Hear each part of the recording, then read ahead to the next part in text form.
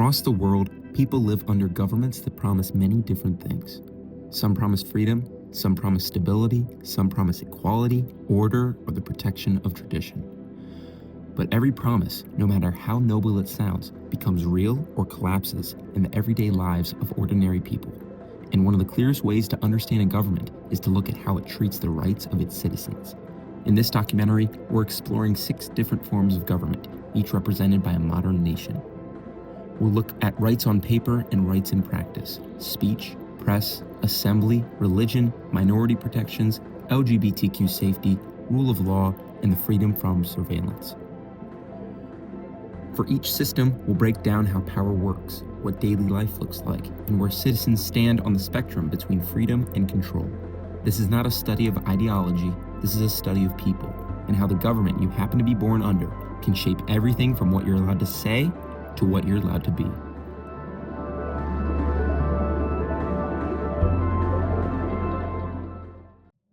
Liberal democracies protect individual rights through elections, strong courts, and free expression. Their strength isn't perfection, it's the ability to challenge power without fear. Here's how freedom tends to look inside this system.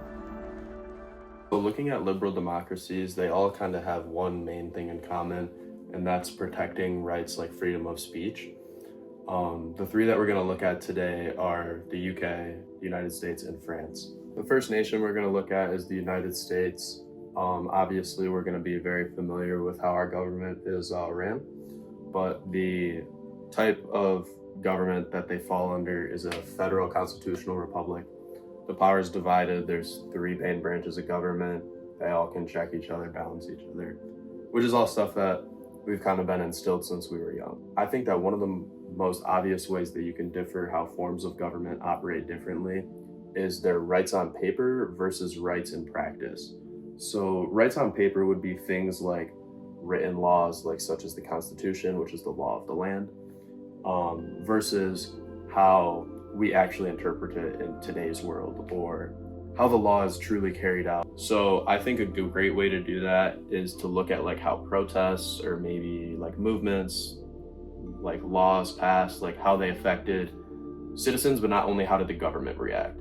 So I think like the Black Lives Matter protests in 2020 or the No Kings protests this past fall, maybe due to recency, but also I think it's very important for our generation and not in just the time period in general.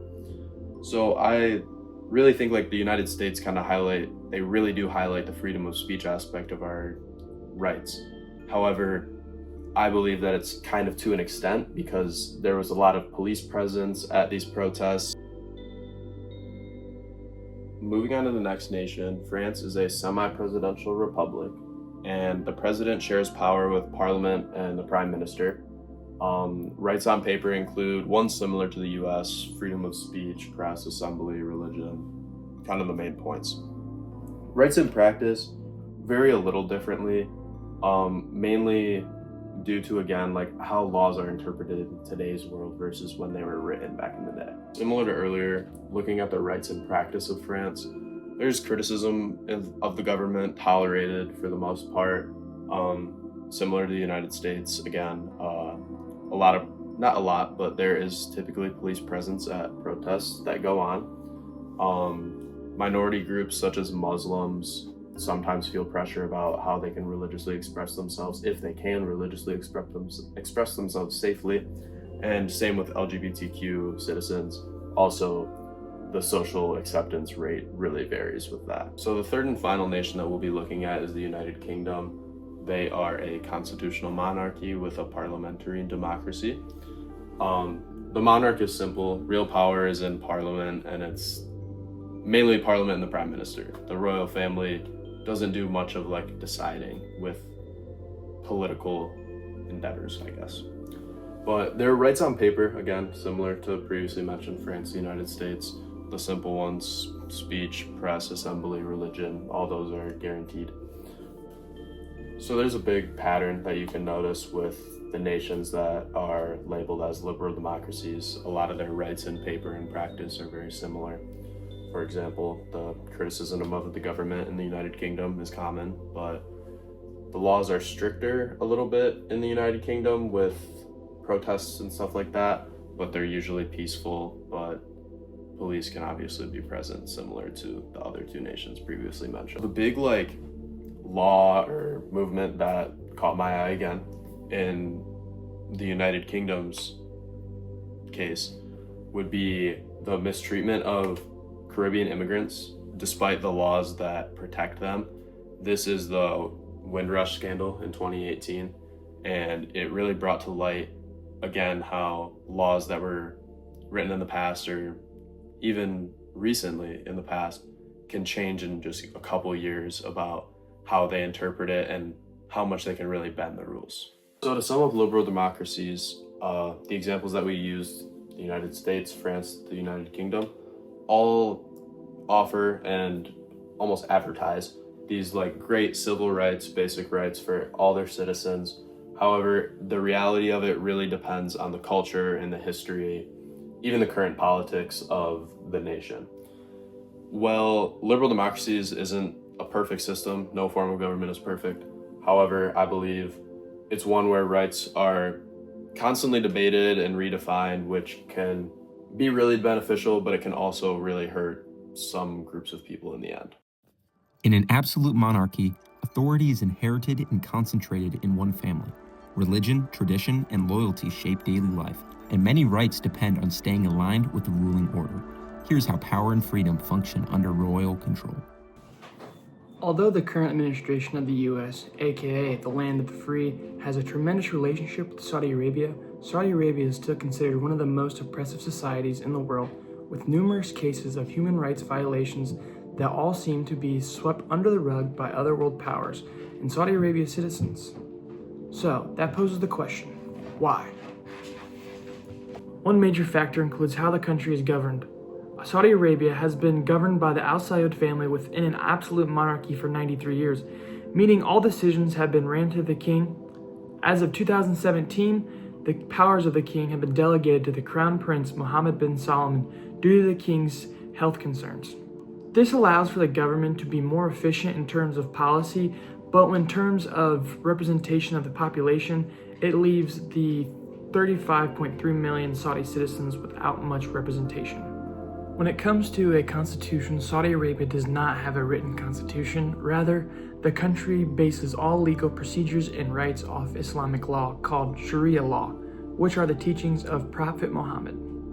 In 1992, the Basic Law of Governance was created, which included a brief mention of rights, but these are still strictly limited and monitored. The Saudi citizen day-to-day experience encapsulate how oppressive the government actually is. First, touching on speech and journalism, within Saudi Arabia, it is unacceptable to criticize the government, and this act has a long record of jailings and even death. A prime example of this would be Jamal Khashoggi, who was a journalist that was killed for his criticisms of the Saudi government in 2018. Although this did stir up some controversy, it was nevertheless swept under the rug by other world powers. In regard to minorities and protests, these two topics tend to run hand in hand. In Saudi Arabia, this stems from the religious divide between Sunni and Shia Islam, with majority of Saudi Arabia practicing Sunni Islam. This provides a sense of superiority over Shia citizens. But with the Shia citizens mostly living on the East Province, where a majority of the country's oil wealth comes from, makes for an interesting dilemma that the government must balance. This leads to increased government presence and surveillance in the area, leading to these citizens to feel even more oppressed than they already are. In the same realm as minorities, women in Saudi Arabia have also been a group that has experienced more restrictions than normal. For many years until 2017, women needed male permission, whether from a father figure or male figure in charge within the family, to get a passport, to drive, to travel abroad, and even employment decisions. Although they have been lightened since 2017, there are still many aspects controlled by male guardianship. So the end-all be-all question, why do Saudi Arabian citizens deal with this oppressive government day in and day out? And the answer to that question is, the Saudi Arabian government provides for them. Saudi Arabia is a rentier state, meaning they sell off their natural resources like gas and oil to provide a revenue that they can dish out to the citizens, and they get to keep that money. They don't have to pay taxes. This gives them things like free education, free healthcare, and again, they don't have to pay taxes. So citizens find themselves in the predicament of weighing out, yes, we are oppressed, yes, we don't have rights, but the government provides for us. They give us all these free things, they give us jobs, they give us free healthcare. So it's to the point of they have to pick their battle. So you may be asking yourself, why are other foreign worldly powers not stepping in Saudi Arabia to try to address this oppressive behavior by the absolute monarchy we see today? And the hard truth of it is that if other countries were to step in and try to push for a more progressive type of government, it would make it a lot harder for these countries to deal with policy and other issues with Saudi Arabia, because now they only have to talk to one person to get things done. If there was a more progressive government in there, and there was more, say, checks or balances or more cabinets to the government, it would make it extremely harder to go in there and get policies done faster that help benefit their own country. So it's a sinister trade-off we see in politics today, that we're valuing policy and deals getting done rather than human rights currently. In a one-party authoritarian state, political power flows in one direction. Rights may exist on paper, but the ruling party decides when and whether they may be used. This is what freedom looks like when dissent is seen as disorder. So for my section of the presentation on human rights and how it works in different countries, I did China. China's basic form and type of government. China is a single-party communist state. The government holds a monopoly party. While formerly the supreme legislative body is the National People's Congress, under the principles of unfiled power, the party determines policies, controls all branches of government. It controls the military, the judiciary, and effectively all real decision making. Rights written on paper. The PRC Constitution officially states that the state respects and preserves human rights, which is ironic because China is an authoritarian country and there's not very many rights. China has signed international treaties. They've declared economic, social, and cultural rights, emphasizing collective well-being and right to development, and substances over some Western-style civilization and civil political rights. With that being said, although rights like freedom of expression, religion, assembly, minority protection, and equality may appear in some laws or be conceptual, recognized in other governments, official human rights framework often is not seen in China, as not very many individual liberties are protected in the country, despite what the government says that they support. Rights in practice. In reality, civil and political rights, especially free speech, press, assembly, are lightly restricted. Independent journalism is heavily censored. Individual criticism of the government is not allowed. It's seen as terrorism and attacks on the government. Women and LGBTQ rights, on paper they say that they support it, but behind the scenes in reality they don't, but they make it out to seem like they do. Religious expression for official or majority approved religions can be tolerated, but unregistered religious groups or minority faiths are not tolerated, and they're seen as a security risk and extremism under law. Muslim minorities have been subjected to mass detention, forced labor, and cultural religious expression have been described by international human rights organizations as genocide or crimes against humanity. There has been a crackdown throughout the country on activists, journalists, and civil society.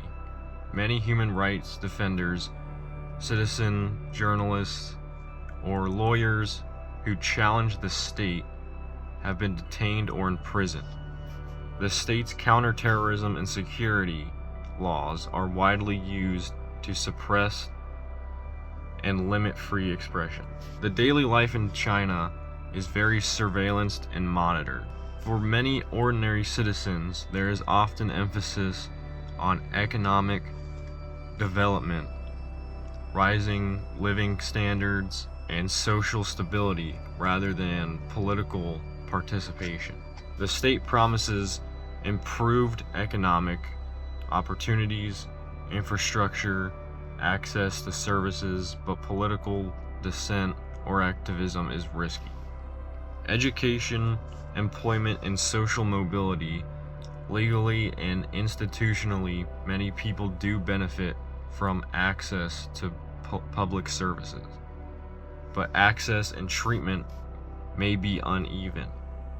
And for minorities, opportunities may be limited by systemic discrimination, social marginalization. You can criticize the government in China. You just may have to finish the sentence somewhere else. Totalitarian communist states seek to control not only politics, but thought, identity, and information. The party becomes the lens through which citizens see the world and themselves. Here's the freedom landscape when state defines the truth.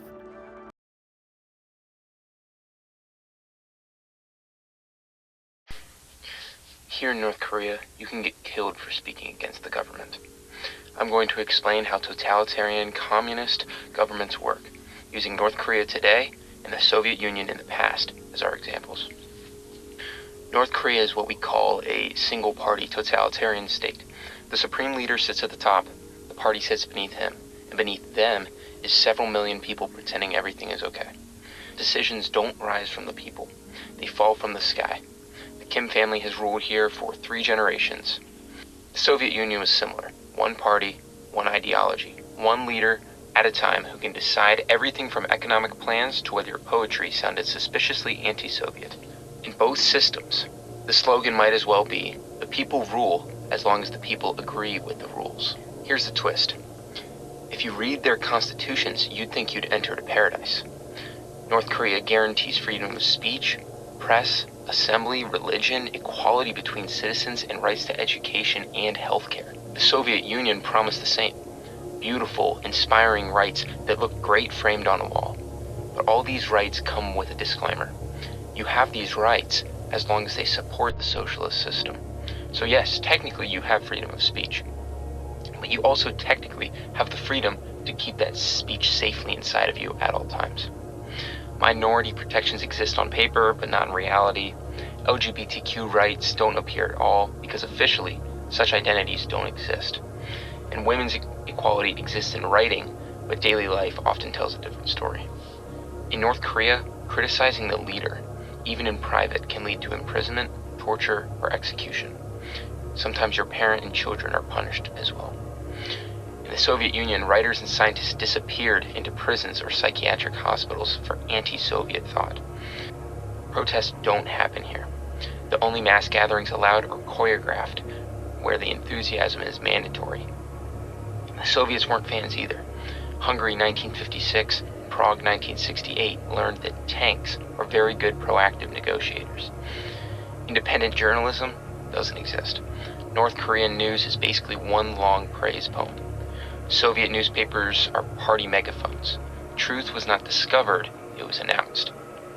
North Korea sorts citizens into loyalty categories called songbun that determine your opportunities or lack of them. The Soviet Union deported entire ethnic groups under Stalin because the state found them inconvenient. LGBTQ citizens have no protections. In the USSR, homosexuality was a crime until the 1990s. In North Korea, same-sex relationships are treated as immoral or non-existent. In North Korea, the only acceptable form of worship is leader appreciation. Christians and other believers risk severe punishment. The Soviet Union closed or repurposed churches, monitored believers, and discouraged all religion. Large forced labor camps called Kwan Liso hold tens of thousands of people with no trials, no appeals, no freedom. Survivors describe starvation, torture, and execution. That's in North Korea. And in the in 1930s, Stalin executed hundreds of thousands and sent millions to the gulag for crimes like doubting the party or even being accused by a neighbor having a bad day. These aren't anomalies, they're features of a system that uses fear every day. Surveillance is constant. Neighbors report on one another. Movement requires permission. The economy is centrally controlled. Jobs, rations, even where you live might not be your choice. Schools teach loyalty before literacy. Opportunity depends on how politically reliable your family is, not your talent. Now officially, I'm free to say whatever I want. Unofficially, I've been informed I am free to experience permanent re-education if I misuse that freedom. Totalitarian communist systems promise equality and unity, but usually deliver obedience and silence. When the state defines truth, citizens lose the right to define themselves. Speaking out against the government is easy as long as you don't get caught. Military regimes claim stability through strength and order. The armed forces dominate politics, and rights often shift depending on security priorities. This is what daily freedoms look like under direct military rule. I will be taking a look at military regime governments and their treatment of their people and citizens, and what it is like to be a day-to-day individual in one of these countries. Now, there are multiple examples of military regime countries or military dictatorship countries from history and in the world now. But the example I will be focusing on most today is Egypt, and a slight reference to Myanmar as well. The most common type of government in a military regime is an authoritarian government, not to be confused with China's civil authoritarianism or rule by force. These governments usually rise to power through coups or forceful overthrows of previous governments. Another type of military rule is a stratocracy. This is a more formal form of military rule where the military leaders are constitutionally put into power rather than forcing their way into power. Now, usually military regime governments are much more appealing on paper than they are in practice, which seems to ring true for a countless amount of systems of government. For example, in Egypt, which is a military-controlled government and has been for over a decade now, the rights on paper seem nicely defined and would definitely serve to protect the people of the country. But rather, in practice, they do not serve or protect the people at all and leave most of their citizens high and dry. On paper, all citizens are equal in the eyes of the Egyptian government, regardless of sex, religion, race, disability, or socioeconomic status. That is what is defined in their constitution. And it is outlined that arbitrary or unwarranted arrests and detentions should not occur, and rather a due process of law should occur, similar to rights outlined in the United States. Inhumane treatment is strictly prohibited on paper. Torture is not a practice that should ever be used and should never occur in Egypt. And freedom of opinion, expression, press is also protected on paper in Egypt. All their citizens, in theory, have the right to express their thoughts, opinions, and feelings on any matter, which includes the government, and should hold the right to publish media on any subject. This extends into the realm of religion and belief, where all citizens technically have the right to practice as they please and have every religious freedom. Now, all these previously mentioned guaranteed rights and protections sound awesome and would make life in a military regime seem pretty good. However, Egypt falls very short of practicing what they preach. In reality, they do not uphold any of the on-paper precedents that they set for themselves. They very often limit the freedoms of the press and the people's expression and thoughts and opinions, especially when it comes to the government. They also discriminate heavily against women and religious sects and LGBTQ. And the Egyptian regime also has a weak or preferential enforcement of the law, furthering on their discrimination. Laws against torture and for due process and justice exist, but are rarely followed and executed. Finally, the Egyptian regime very often suppresses all opposition and dissent, furthering their oppression. A famous case would be Patrick George Zaki. He is a student that was studying abroad from Egypt, and on paper, he is guaranteed the right to speak and publish and participate in activism without fear of being unjustly arrested. He was a human rights activist that was studying abroad, as I previously mentioned, in February of 2020. And when he returned from his studies abroad, he was subsequently arrested while blindfolded and handcuffed, after which he was questioned, beat, and tortured. And he was charged with spreading false news and inciting protests due to his human rights activism. And he was sentenced to 3 years in 2023. Could you imagine this happening in a democratic society? A day in the life of one of the citizens of these countries like Egypt would be hellacious. Whilst you may not normally be persecuted for walking down the street here in America, there are many such instances of good people exercising what should be a protected right and getting jailed, beaten, tortured, or killed for their work and expression. This confirms the idea that I stated earlier, that military regimes may seem concrete on paper, but their treatment of their people is terrible and corrupt and negative in practice. In a theocracy, religious authority guides political power. Laws, rights, and daily life are shaped by a single faith, and dissent is often treated as both political and spiritual defiance.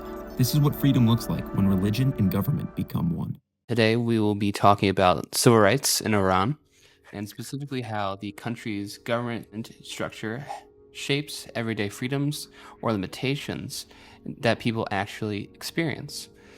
Iran is officially a unitary presidential theocratic Islamic republic. What that means is that you can have your elected officials, but the clerics will always have the final say. But most Iranians call this government the Nizam, or the system in Persian. This political structure came into place after the 1979 Iranian Revolution, when the monarchy under Shah Mohammad Reza Pahlavi was overthrown and replaced by a government rooted in the Shia Islamic faith, led by Ayatollah Khomeini as its first supreme leader. Shia Islam being one of the two major branches of Islam. Iran's government is unique. It mixes theocratic rule, meaning religious leaders have ultimate authority, with limited democratic elements, like having elected officials. The Constitution describes 3 branches of government, like us, as executive, legislative, and judicial. But in practice, and in reality, the supreme leader has the final say above all 3 of them. He is both head of state, literally, as in the ceremonial position, also head of state as in the guy in charge. The current supreme leader is Ayatollah Ali Khamenei. He is the current head of state, commander-in-chief, and final authority on both domestic and foreign policy. He appoints the heads of the judiciary, the military, the state media, and half of the powerful Guardian Council. Iran does have a president. The current president is Masoud Pezeshkian. But the president is the head of the government, but not head of state. His authority will always be second to that of the supreme leader, and also key ministries like the intelligence and defense ministries, which are always under direct clerical control, which means the clergy of the Shia Islam will be in charge of those. Oversight institutions such as the Guardian Council, the Expediency Council, and the Assembly of Experts act as gatekeepers, ensuring that all political activity aligns with Islamic law and the ideology of the state. Citizens can vote, but candidates are heavily vetted, and real political competition is tightly restricted. And even with all these oversight committees, Don't get twisted. The supreme leader, his authority, is as it says in the tin, supreme. Even the assembly of experts who pick the supreme leader and is supposed to hold the supreme leader accountable historically almost never challenge him. I don't think there's even one time where they ever challenge him. The rights on paper. Iranian constitution promises the rights as human dignity, equal protection, and even freedoms such as of speech, press, assembly, and religion, but always within Islamic criteria. The phrase is extremely important because it allows the government to restrict almost any activity in the name of religious compliance. Women are not guaranteed full equality, religious minorities have limited recognition, and LGBTQ plus people are often offered no legal protection at all. Same-sex relationships are illegal in Iran and can be punishable by severe penalties such as death. You can literally be hung. Yeah, they literally just hang people in the public square. Brutal. Rights in practice, freedom of the speech is extremely limited. Criticizing the government or the supreme leader or the Islamic principles can lead to intimidation, arrest, or long prison sentences, or just straight up execution again. They love doing that. Protests are often met with violence and force. Demonstrators face riot police, mass arrest, and live ammunition, as in they just start shooting people. It's crazy. And internet blackouts, where you can't use the internet because the government just flicked it off, turn it off. Protest movements have been violently suppressed many times since the revolution. Journalism. Journalists operate under the constant surveillance and are frequently arrested, interrogated, or banned from working.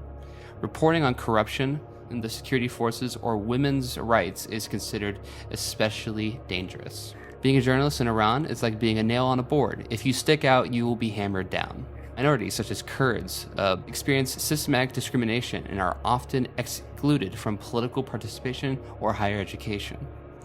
Women face both legal and cultural restrictions, including mandatory hijab laws, limitations in family law, and barriers to certain jobs or political roles. Religious expression is tightly controlled as well. Iran is officially a Shia Islamic state, so other religions are restricted and monitored. A key human rights case study, one of the clearest examples of Iran's human rights challenges, is the 2022 death of Gina Masha Amani. She was a 22-year-old Kurdish Iranian who was arrested by the morality police, which is one of the main religious enforcers in Iran, which is to enforce Sharia law. And she was allegedly arrested for wearing her hijab inappropriately. Not the arrested part, that's not alleged, but the hijab part was allegedly why she was arrested. Witnesses reported she was beaten in custody, and 3 days later she died. As in, the state murdered this lady in front of the entire country of Iran. And her death sparked massive nationwide protest of the Iranian government, and called the Women, Life, Freedom Protest. This large uprising is the largest uprising since the revolution itself. Millions of Iranians, especially women and young people, challenge mandatory hijab laws and broader government repression. The state responded in mass arrests, violent crackdowns, and widespread censorship. Daily life under this government is shaped by constant surveillance through organizations, especially through the morality police and secret services. Social expectations that revolve around following Sharia law, including dress and behavioral codes. Iran has a limited economic freedom due to sanctions, corruption, and state control. Access to education is widespread, but opportunities, especially for women and minorities, are heavily influenced by political loyalty and religious conformity. In conclusion, Iran's government promises certain civil rights, but its theocratic power structure means that those rights can be easily taken away at a moment's notice. What is given can be taken away. Understanding this gap between the system on paper and life in practice is essential to understanding modern Iranian society, and why so many citizens continue to push for change.